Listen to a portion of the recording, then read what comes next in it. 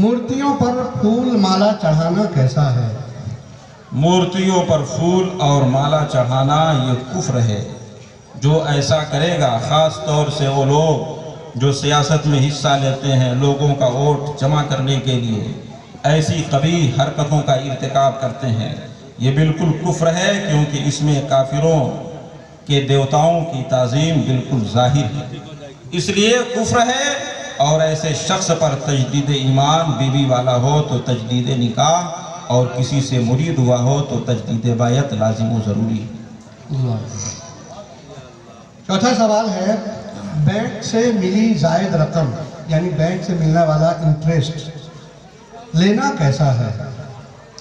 Bank से जो जायद रकम मिलती है उसे सूद का नाम नहीं दिया जाएगा, बल्कि काफिरों की तरफ से मुसलमान के लिए एक नफ़ा है, और सूद मुतहक्कक होने के लिए दोनों तरफ मुसलमान का होना ज़रूरी होता है। ये बैंक काफिरों के हाथ में है, इसलिए बैंक से मिलने वाला नफ़ा एक मुसलमान के लिए जायज़ और हलाल है। सुभान।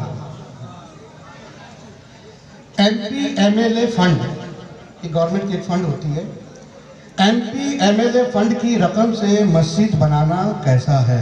बिलाशुबहा उस रकम से मस्जिद बनाई जा सकती है, इसलिए कि हुकूमत में हमारा भी हक है। ये ख़ास किसी काफिर का पैसा ना हुआ।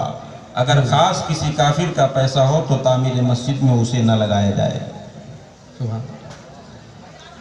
आस्तीन चढ़ाना, ये आस्तीन है, ये इसको ऐसे मोड़ना, आस्तीन चढ़ाना या पैंट का नीचे से मोड़ना या ऊपर से मोड़ना और फिर उसी हालत में नमाज पढ़ना, नमाज का क्या हुक्म है? पैंट को नीचे या ऊपर से मोड़ना ये कफ़े सौब कहलाता है, और कफ़े सौब मकरूह तहरीमी है। उसूल ये है कि जो नमाज कराहते तहरीमी के साथ अदा की जाएगी उसे दोहराना वाजिब होगा, लिहाजा इस तरह अगर नमाज पढ़ी जाएगी तो उसे दोहराना ज़रूरी होगा।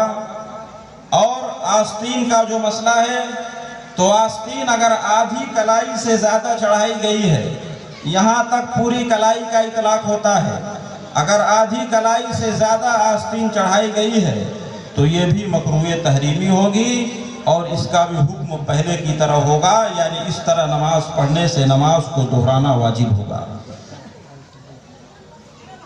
फोन पर बीवी को तलाक दी और बीवी ने सुना नहीं तो तलाक होगी या नहीं? तलाक वाक़े होने के लिए बीवी का सुनना कोई ज़रूरी नहीं है। शौहर अगर कहता है कि उसने फ़ोन पर तलाक दी है, बिलाशुबहा तलाक वाक़े हो गई।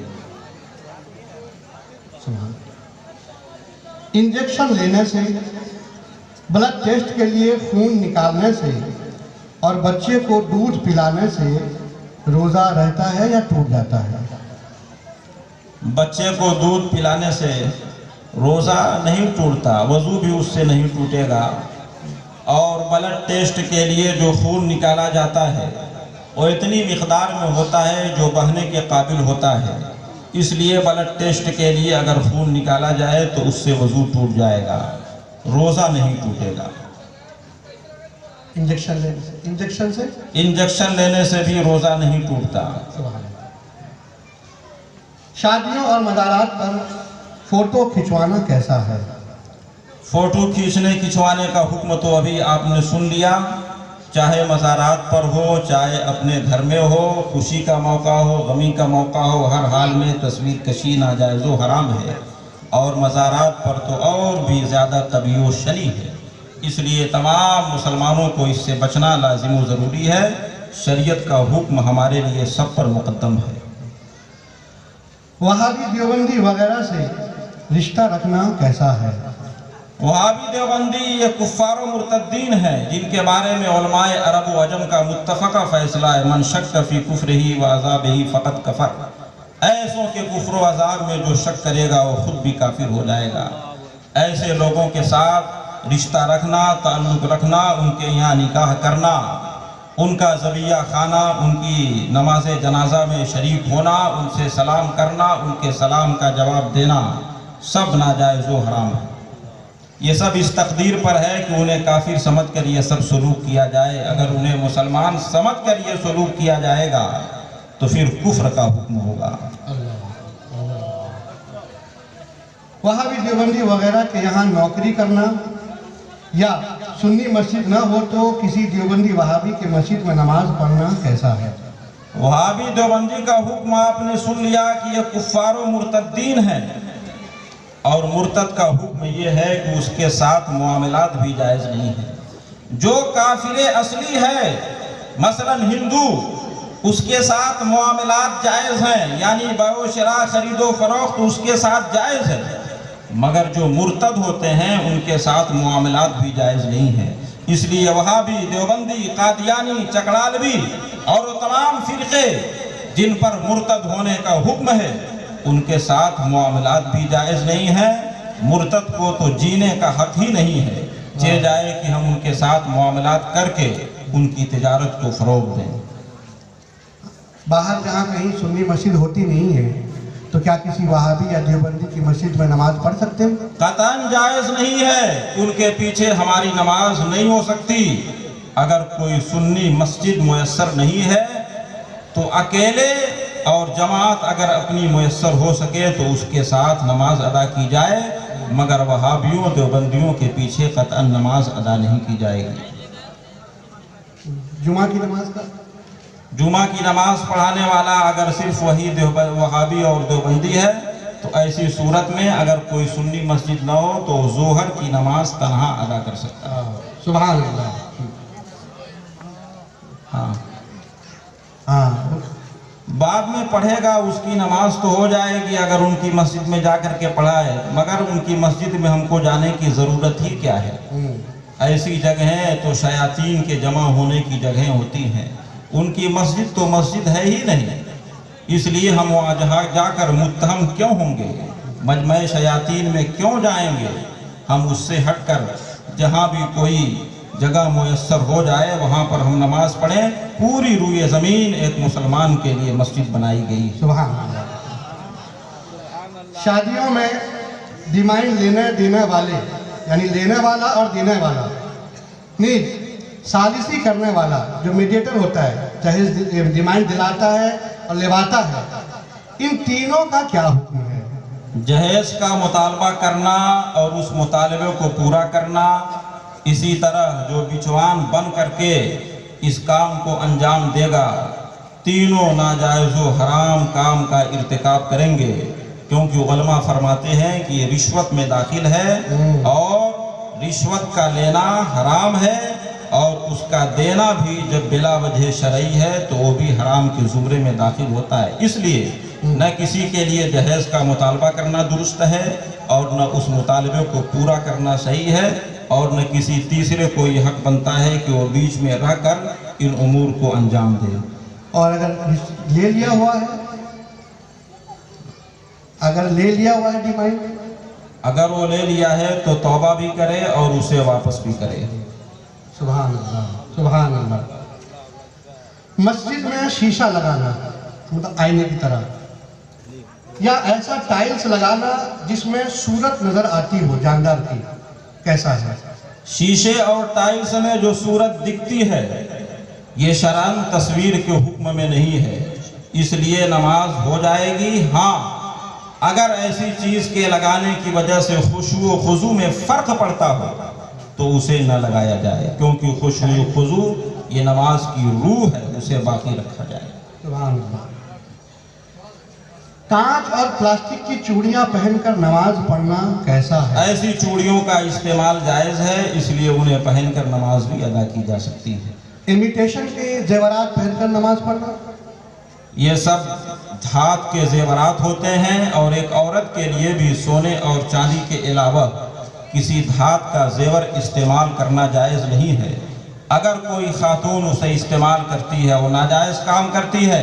अगर उसको पहनकर नमाज अदा करेगी तो नमाज मकरूह तहरीमी वाजिबुल इयादा होगी, उसे दोहराना वाजिब होगा। अंग्रेजी वो हिप्पी कट बाल रखना कैसा है? अंग्रेजी बाल जो ख़ास काफिरों की वजह हों उनको रखना मना है, उनसे बाज रहा जाए। कोट या सदरी का बटन लगाए बगैर नमाज होगी या नहीं? कोट या सदरी का बटन अगर न लगाया गया जब भी नमाज हो जाएगी, अगर लगा लें तो बेहतर है। किसी की गुफ्तगू रिकॉर्ड करना बगैर इजाज़त के फिर उसे फैलाना, ये कैसा है? इजाज़त अगर है तो रिकॉर्ड करके फैलाने में कोई हरज नहीं है। इजाज़त की दो सूरतें होती हैं, सराहतन और दलालतन।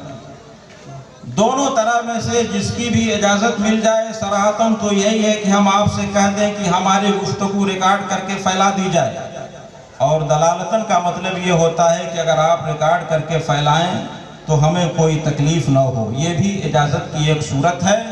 तो अगर इजाज़त दलालतन या सराहतन साबित है तो रिकॉर्ड करके फैलाने में कोई हरज नहीं है।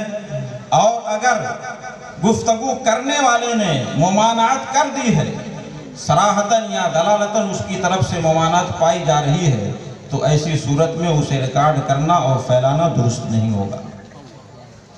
हाफ शर्ट या हाफ टी शर्ट पहनकर नमाज पढ़ना कैसा है? अगर उसके अलावा कोई फूल आस्तीन का कपड़ा मौजूद हो तो उसे पहनकर नमाज अदा किया जाए।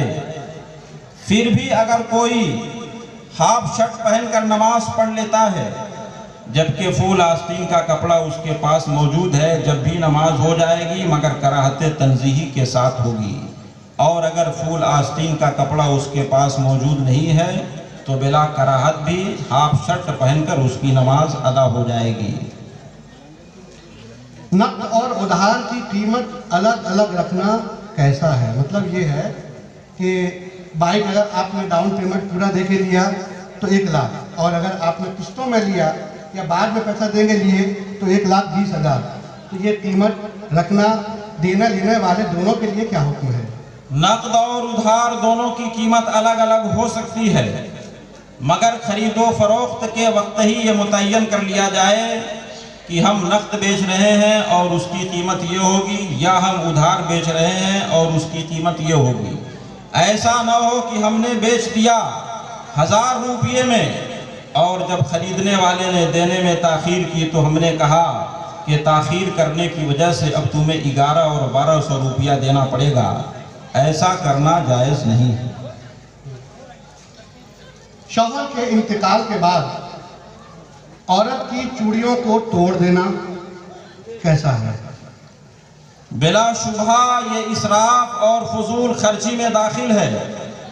इसलिए शौहर के इंतकाल के बाद एक औरत के लिए जायज़ नहीं है कि वो अपनी चूड़ियों को तोड़े, बल्कि उन चूड़ियों को उतार कर रख दे। जब उसकी इद्दत ख़त्म हो जाए अगर वो चाहे उन चूड़ियों को इस्तेमाल कर सकती है, मगर तोड़ देना ये किसी तरह जायज़ नहीं होगा कि इसराफ है, माल को फजूल खर्च करना है जिसकी इजाज़त नहीं है। इन्नल मुबज़्ज़रीन कानू इख्वानश-शयातीन, कुरान ने फजूल खर्ची करने वालों को शैतान का भाई करार दिया है।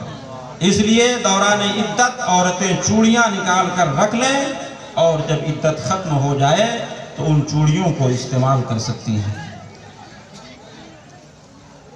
किसी वहाबी या देवबंदी वगैरह मुर्तद से अपनी बेटी या अपनी बहन का निकाह करना कैसा है और क्या ये निकाह हो जाएगा? अभी आपने सुन लिया कि वहाबियों और देवबंदियों पर मुर्तद होने का हुक्म है। मुर्तद का निकाह दुनिया में किसी से नहीं हो सकता, यहाँ तक कि एक मुर्तद का मुर्तदा से भी निकाह नहीं हो सकता।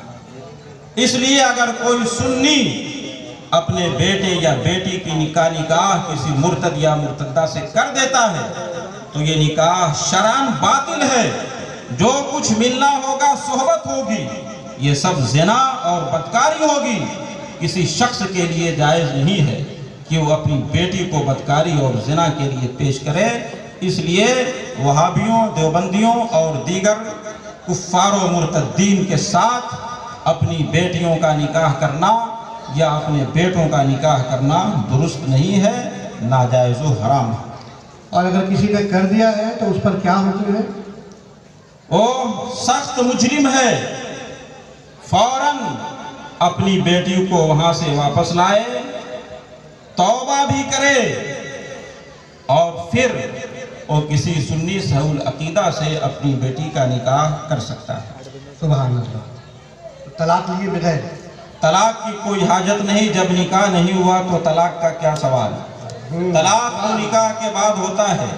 وہابیوں، دیوبندیوں اور مرتدوں سے تو نکاح ہوتا ہی نہیں، اس لیے طلاق کا کوئی مسئلہ ہی نہیں ہے۔ بلا طلاق لیے ہوئے وہ جس سنی صحیح العقیدہ کے ساتھ نکاح کرنا چاہے نکاح کر سکتی ہے۔